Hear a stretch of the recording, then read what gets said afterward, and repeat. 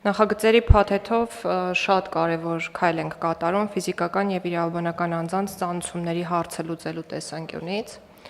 Այս փաթեթով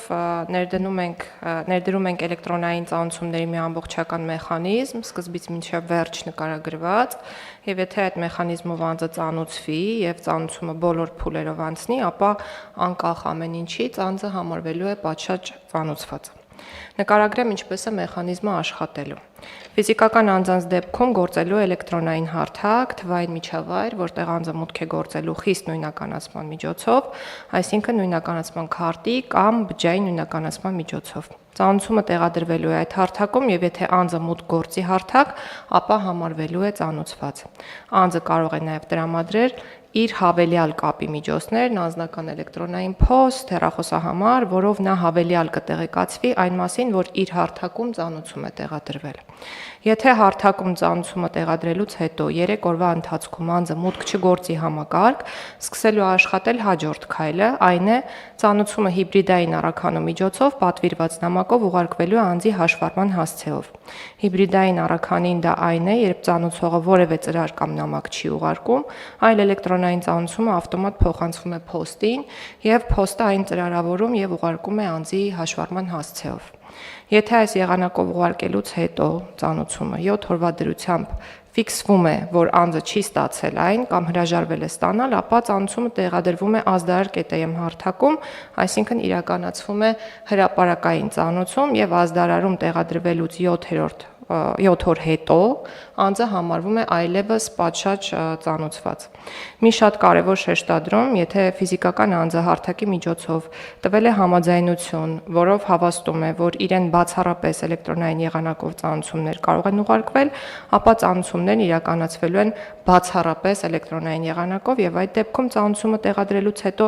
3-րդ օրը անձը համարվելու է պատշաճ ծանուցված,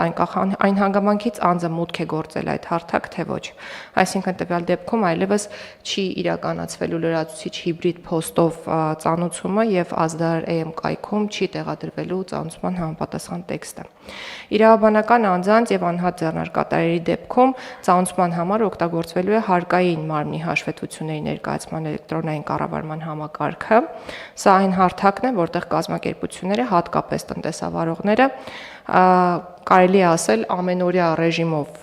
մուտք են գործում, հետևաբար սա ընդունել ենք որպես իրավաբանական անձանց եւ անհատ ձեռնարկատերերի ծանուցման հարթակ։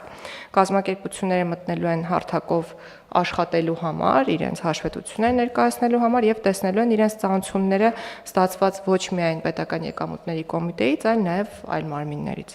Իրավաբանական անձինք եւ անհատ ձեռնարկատերերը պատշաճ ծանուցվելու են ծանուցումը ՊԵԿ համակարգի իրենց անձնական էջում տեղադրվելու օրվան հաջորդող 3-րդ օրվանից։ Եթե վերջիններս այդ ընթացքում մուտք չգործեն համակարգ, ապա ծանուցումը տեղադրվելու է ազդարար.am կայքում եւ տեղադրվելուց հետո 5-րդ օրը նրանք համարվելու են ծանուցված, այսինքն իրավաբանական անձանց եւ անհատ ձեռնարկատերերի պարագայում հաշվի առնելով, որ նրանք պրոֆեսիոնալ սուբյեկտներ են, լրացուցիչ հիբրիդ փոստային ծանուցումը բացառվելու է։ Ծանուցումների տեղադրման կարգը, այդ թվում նաև այն, թե որն է լինելու ծանուցման հարթակը, որ կայքում է գործելու պաշտոնական էլեկտրոնային փոստը եւ այլ տեխնիկական մանրամասները սահմանվելու են կառավարության որոշմամբ։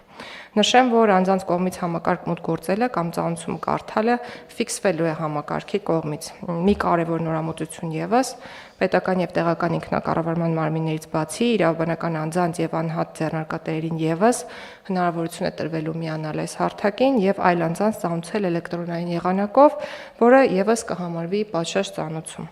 Նախագիծը ընդունվելու դեպքում այն ուժի մեջ է մտնելու 2026 թվականի հունվարի 1-ից։ Խնդրում եմ կողմ քվեարկել նախագծի հաստատմանը։